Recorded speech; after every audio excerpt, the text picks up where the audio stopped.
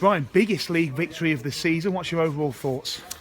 I'm delighted with many parts of the game. I thought our first 25, 30 minutes was outstanding. How clinical we were when we had the ball, the opportunities we created and took. And then ultimately, when you lose three sin bins, you're going to have a tough time, which we did do, and we conceded a couple of drives off the back of them because it allowed them field position. We knew they were coming with a strong scrum, strong drive.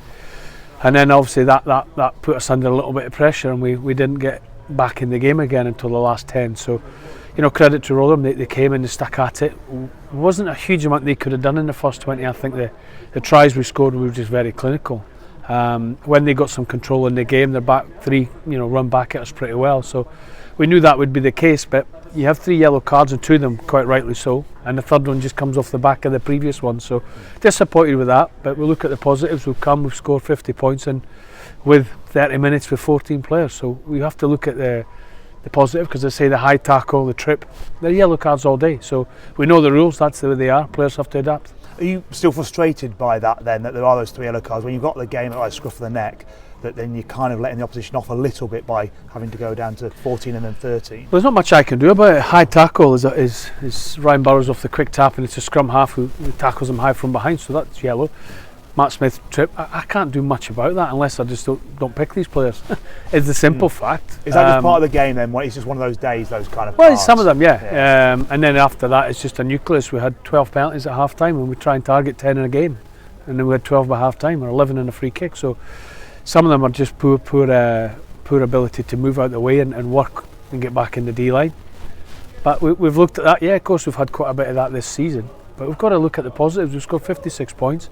And as I say, we've defended and scrapped. And last week we were outstanding as a team defence. And today we were just a little bit sloppy in some parts because we were numbers down, and then we end up shuffling across the pitch and getting beaten our inside. So it's not an end of the world for us, and we've got 56 points in a derby game. Now we've got to take that positive. We've conceded 26, yes. But hey, we get in the little parts, we get everybody fully fit. Then we can enjoy a tough game for 80. Rotherham had a good win last week, came here confident, nothing to lose as well, big target on your back. How much more did you feel you stepped up being ruthless today and really taking your opportunities? Yeah, I thought that first 30 was outstanding. The last 10 was good as well, how we controlled that a little bit and finished off with 2 tries with Stevie McCall and Chris Elder. So yeah, I think we're on the right way.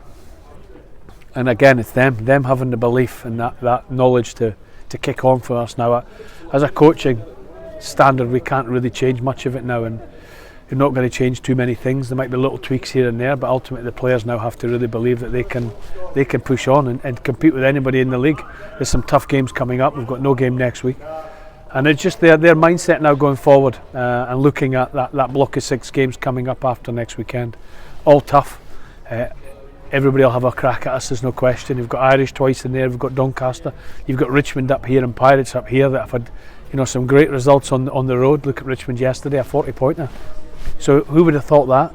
But ultimately that's what we've got coming up against us. But we'll focus on Pirates first up, and Jersey away, which will be tough. You've got a week's break in between though. Are you glad to have that? Do you need that, or would you like to be going out next week? No, I think you're always looking at that, but probably some of the lads that haven't played over the last 6-8 weeks with the B&I Cup, I've given the whole squad a run out, picked up some niggles along the way, and Chris Walker and Seb Stegman probably may require ankle surgery, both of them, so that'll be a bit of a blow. But Taylor comes in today and finished off a couple of good tries, so that's what happens solely. Bambi coming back and Becky hopefully coming back, so Scoy coming back, so we get Charlie Beach coming back, so we'll get some bodies back up over the next month, and hopefully kind of a full bill of health and really push for these playoff spots, and have nothing to fear and look forward to the challenges now. Not look back on what we've always done, just look forward a little bit more.